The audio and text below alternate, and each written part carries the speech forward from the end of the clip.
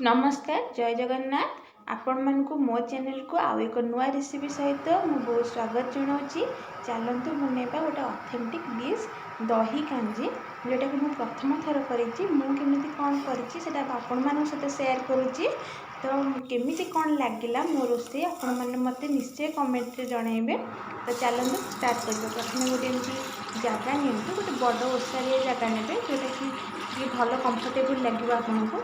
मुझे गोटे लिटर दही नहीं से दही रे आउ कि हाफ पानी मिसेजी मिसेकिना से हलदी आ लुण पकईकिना मैं 5-10 मिनिट घोड़े देली ताकि भल भाव में बॉयल आसीज पानी रे।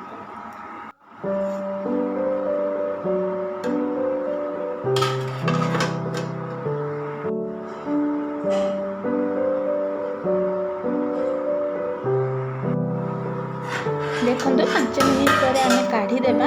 एवं बहुत भल भाव में पानीटा बॉयल हो गला आम कौन करूँ ना आउ टे भल भाव में मिक्स करना देखो मुझे किसी 100 ग्राम गोटे लिटर दही में 100 ग्राम चाउल को भल भाव में गुंड करदे। गुंड मैंने आप फाइन पेस्ट बनइबेनि दरदरा गुंड करेंगे।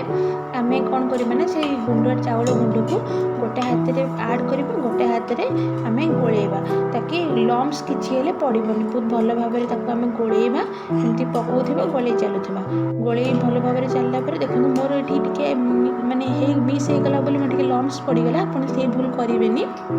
जेहेतु मोर ये प्रथम थर मुझे भूलटा कली तो आपण मैंने करेंगे। आपण मैंने धीरे धीरे भल भाव में टाइम दे देना गोलेबे गोलेला देखिए धीरे धीरे आमर ना से फुलवा स्टार्ट हो गला चाउलटा हो गला भी धीरे धीरे बहलिया भी हो देखो मुझे भाव में लंबा लंबा पतला पतला करके बैगण को काटी सेपरी भाव में मुझे अमृतभंडा को भी काटी काटिदेकिना मुझे समय अमृतभंडा और बैगण को भी आड करुच्ची।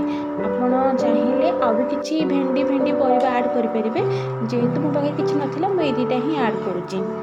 आड करके आप भल भाव में गोलेबे गोले देखूँ यहपरी भाव में गोले हो गलापर चाउलटा सीझीगला बहुत भल भाव में देखूँ सीझिकी परिया भी भल भाव में सीझीगला आउ टिके बहलिया करने 5-10 मिनिट भल भाव में फुटेदेवा।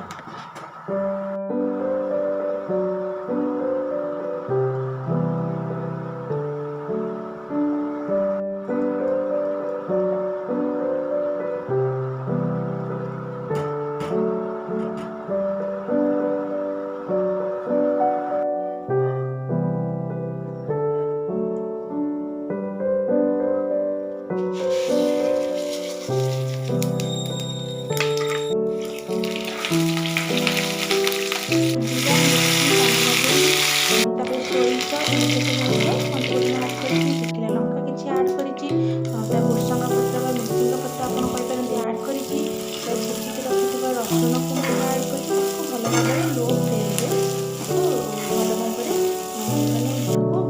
भाजीदेवा रसुण को ब्राउन कलर होगा यहाँ ही कांजीर बहुत मेन पार्ट आपको पोड़े कि कंचा रखिए आपको बहुत भल भाव में फ्राए करेंगे। आम देखो टाइम टिके लो फ्लेम भल भाव में आपको गोल्डन ब्राउन होगा पर्यटन रसुणटा को भल भाव में फ्राए करुच्ची। फ्राए कर सारापर ना मुझे कौन करी कांजी उपर पकई देना सागे सागे घोड़े देवी बास्नाटा भितर ही रही।